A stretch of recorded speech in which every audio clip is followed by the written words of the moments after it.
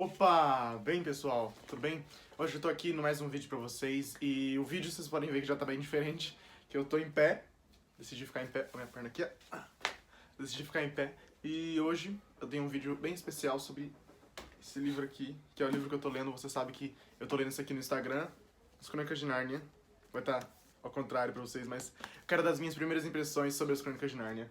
É um vídeo que eu tô muito ansioso por fazer, muito feliz, porque é um livro que tem me trazido grandes felicidades, porque eu nunca tinha lido esse livro, por incrível que pareça. Eu nunca tinha visto nada sobre, não vi nenhum filme, não vi nada, então eu decidi pegar pra ler pela primeira vez, porque muitas pessoas falaram bem, e tá sendo muito interessante. Até o momento eu li O Sobrinho do Mago, tipo, tá faltando 2 capítulos pra eu terminar O Sobrinho do Mago, e eu terminei ele hoje, então não terminei ainda, mas vou terminar ele hoje, e tá sendo muito, mas muito interessante mesmo. Então eu convido vocês a ficarem aqui nesse vídeo hoje pra verem as minhas melhores impressões, minhas primeiras impressões sobre As Crônicas de Nárnia.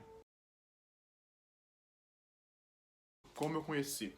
Seguinte, o autor, C.S. Lewis, ele é bastante conhecido e principalmente conhecido de mil sobre outros livros religiosos.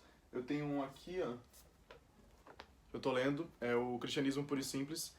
Então são coisas que me interessavam e é um autor que eu já sabia que escrevia fantasia cristã, eu já sabia da Crônica de Nárnia, eu estava sempre interessado para saber um pouco mais sobre, porque é um tema que me agrada e é o tema que eu escrevo também. Então eu queria procurar algumas referências e eu resolvi ler esse aqui como o primeiro. Foi o primeiro que veio na minha cabeça na hora que eu tava procurando algumas referências.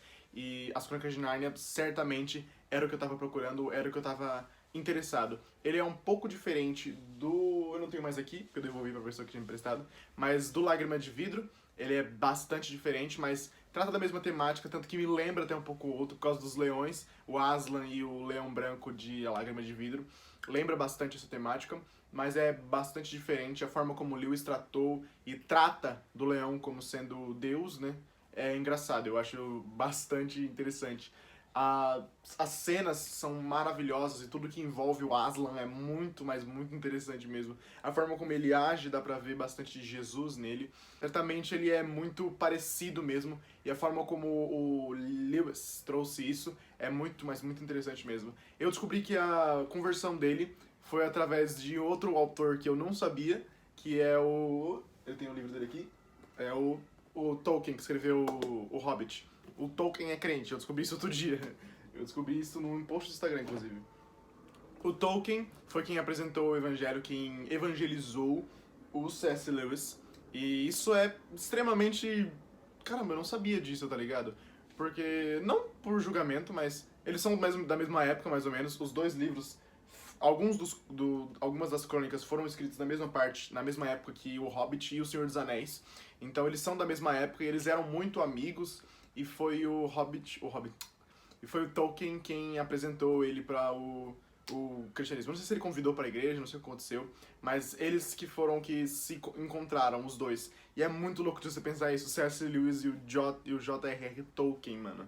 São pessoas grandíssimas do mundo da literatura e os dois são crentes, isso é muito interessante, isso é muito legal. Os dois são cristãos, isso é muito interessante. Eu tava vendo um pouco do testemunho do Lewis, ele faz parte... Ele era da igreja anglicana na época, ele não tá mais vivo hoje em dia, óbvio, mas na época de 1950, coisa assim, foi quando ele escreveu Narnia, mais ou menos. Ele tava na igreja anglicana, então é uma igreja bem tradicional, e eu não tenho muitas coisas pra falar sobre, porque eu não conheço muito sobre história de igrejas, mas, enfim, muito interessante saber dessas coisas, saber disso, e a conversão dele foi muito interessante mesmo, e eu vou até procurar um pouco mais sobre, e certamente o Lewis é um autor muito qualificado mesmo, muito qualificado mesmo, para escrever um livro de ficção cristã, e esse é um dos melhores que eu já conheci até o momento.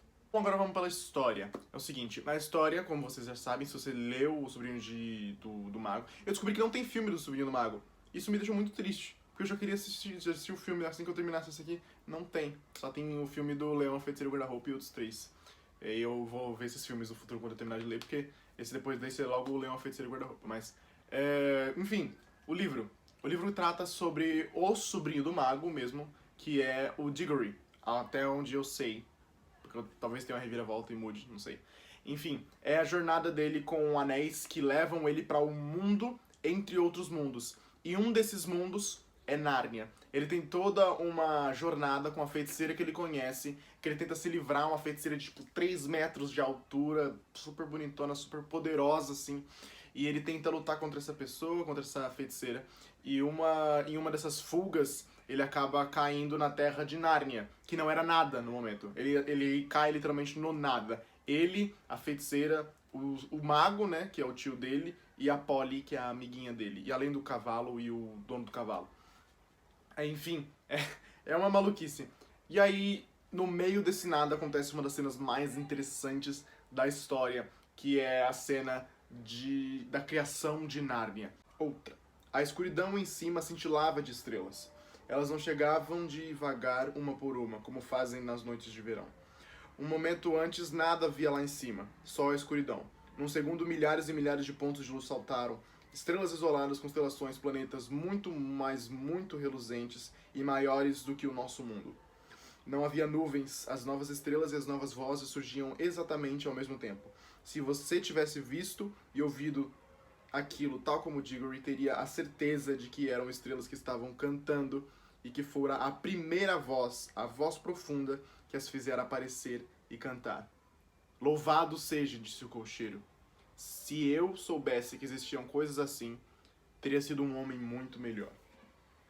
Cara, é uma cena poderosíssima e que mostra muito a simbologia que Deus tem de importância nas Crônicas de Nárnia. Aslan é claramente uma referência a isso. E a forma como ele cria o universo de Nárnia, como ao cantar se nascem todas as coisas, começando pelas luzes e depois passa pelas montanhas, aí a terra, e daqui a pouco os animais, a grama, as árvores, as coisas que nascem da água, tudo ele criando bonitinho, cantando cada coisa colocada no seu lugar. E a jornada inteira. Tem até uma cena no Éden, mano. Eu acho isso muito mais... Caramba, interessantíssimo. Esse livro me impressionou demais.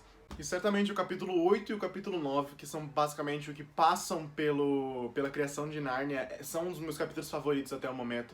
Que é essa criação, essa apresentação do leão Aslan.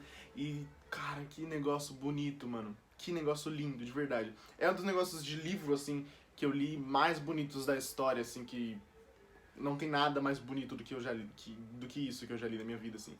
E é impressionante mesmo, impressionante. Claro, a questão da Bíblia. Mas, cara, é interessantíssimo. A aventura, a história é muito interessante. Os personagens são todos muito vivos, desde os animais até as pessoas, todos trocam conversas e falam com coisas que eu dei muita, mas muita risada mesmo. As crianças brigando uma com a outra, uma com medo, mas com vergonha de falar que tá com medo, sabe? Pra não ficar feio um pro outro. Aí a menina diz, eu só vou se você for, hein? E aí o outro falou, né, não sei. Nossa, mas é muito interessante. Os animais fazendo piada um com o outro, isso é muito genial, velho. Que livro interessante.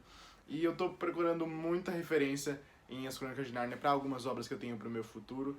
Eu tô trabalhando recentemente em várias e várias obras. Vocês que são do Instagram já vieram de lá, vocês sabem. Você que não é do Instagram ainda, me siga aqui, ó, @KevinTGomes.